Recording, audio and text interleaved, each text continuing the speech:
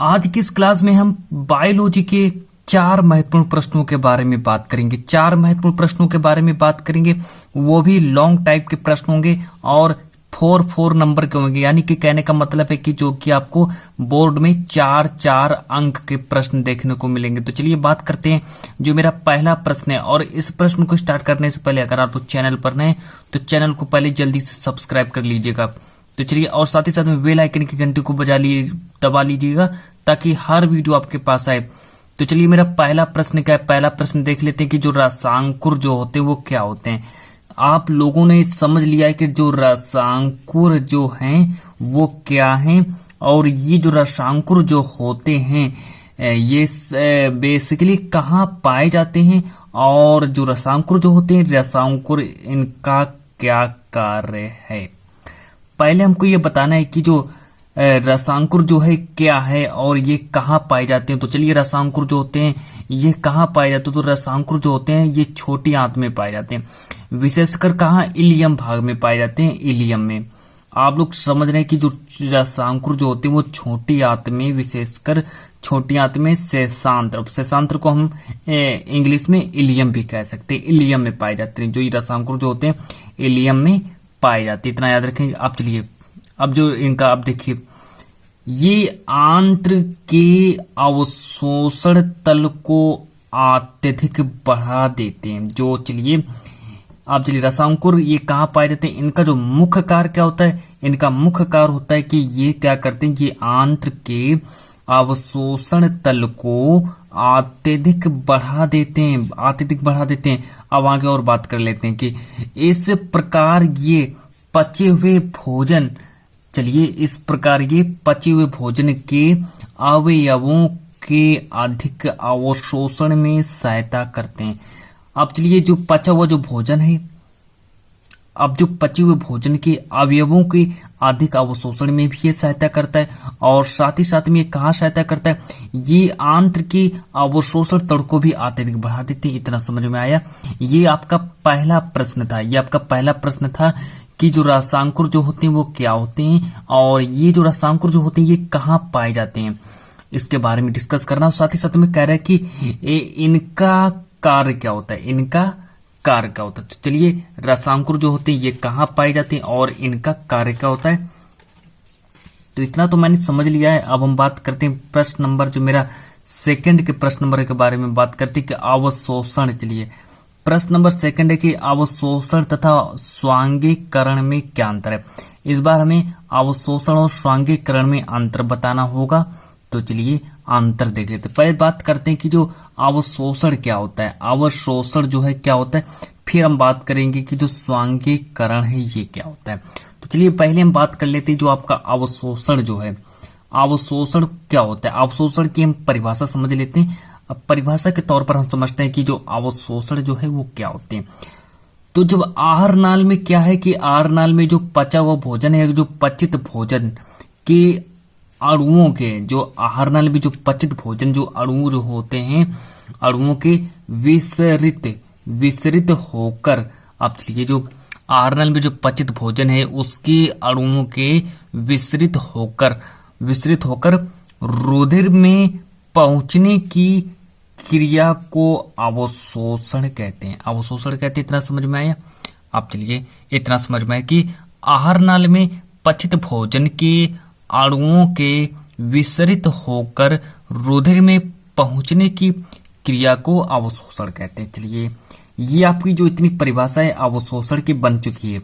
अब चलिए, इतनी परिभाषा आपकी अवशोषण की बन चुकी है। अब चलिए बात करते हैं कि जो आपका, अब यहां से इतना और समझ लीजिए कि अब चलिए स्वांगीकरण की परिभाषा आ जाएगी इस बार। चलिए, स्वांगीकरण की परिभाषा आ जाएगी कि जबकि पचे हुए भोजन, अब चलिए, जबकि पचे हुए भोजन को अवशोषित कर कोशिका के जीव द्रव तक पहुंचाने के बाद भोजन के तत्वों को कोशिका में, अब चलिए आगे समझिए, जीव द्रव के रूप में विलीन होने की क्रिया को स्वांगीकरण कहते हैं। इतना समझ में आया कि जबकि, अब चलिए पहले प्रश्न को पहले समझ लीजिएगा। प्रश्न नंबर मेरा सेकंड क्या है कि अवशोषण तथा स्वांगीकरण में क्या अंतर है, या फिर अंतर लिखें तो आहार नाल में जितने भी भोजन पचता है, कहने का मतलब जो आहार नाल है, आहार नाल में जितना भी भोजन आपका पचता है और पचित भोजन के अणुओं, अब जो पचित भोजन में जितने भी अणु हो गए, अणुओं के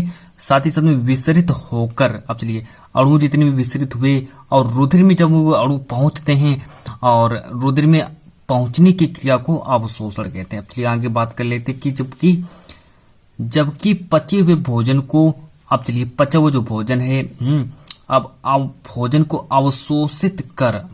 अवशोषित कर कोशिका के जीव द्रव तक पहुंचाने के बाद क्या होता है, आगे कि भोजन के तत्वों को कोशिका में जीव द्रव के रूप में विलीन होने की क्रिया को स्वांगीकरण कहते हैं। इतना समझ लीजिएगा। तो फाइनली आप लोग इसका स्क्रीनशॉट ले लें और ये चलिए हम इस बार पढ़ते हैं प्रश्न नंबर 3 की ओर। आप चलिए प्रश्न नंबर 3 के बारे में बात कर लेते। चलिए प्रश्न नंबर 3 के बारे में बात करते हैं कि परिवार नियोजन से आप क्या समझते हैं। जो आपका परिवार नियोजन है, आप चलिए परिवार नियोजन से आप क्या समझते हैं।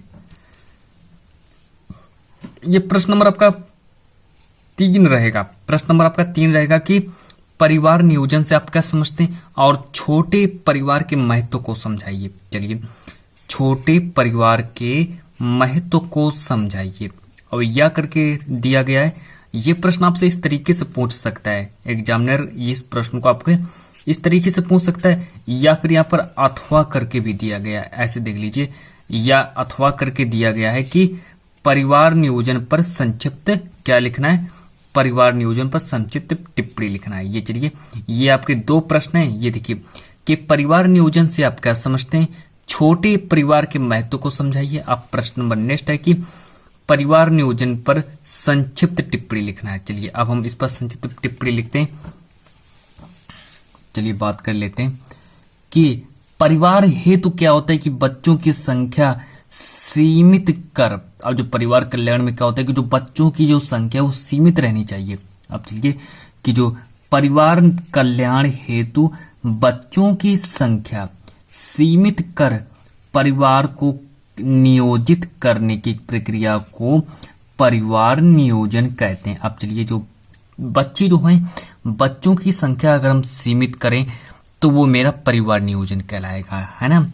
यानी कि मिनिमम बच्चे जो हैं, बच्चों की संख्या जो है, कहने का मतलब जो बच्चों की संख्या है उसे सीमित कर देना चाहिए। तो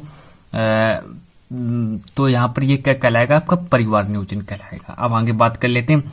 यदि परिवार में बच्चों की संख्या सीमित है, कहने का मतलब सीमित है, ज्यादा बच्चे नहीं, सीमित बच्चे, तो क्या होता है कि वह परिवार कैसा होता है, तो वह परिवार अधिक सुखी जीवन तथा अच्छा रहन सहन रख सकेगा। अगर सीमित बच्चे हैं एक घर में, अगर सीमित बच्चे, कहने का मतलब अगर एक परिवार में ही अगर सीमित बच्चे हैं तो वो जो परिवार के, उस परिवार के जो बच्चे हैं वो क्या कर सकेंगे, अच्छा उनका रहन सहन होगा, वो सुखी जीवन व्यतीत कर सकते हैं, ऐसा कहा गया है।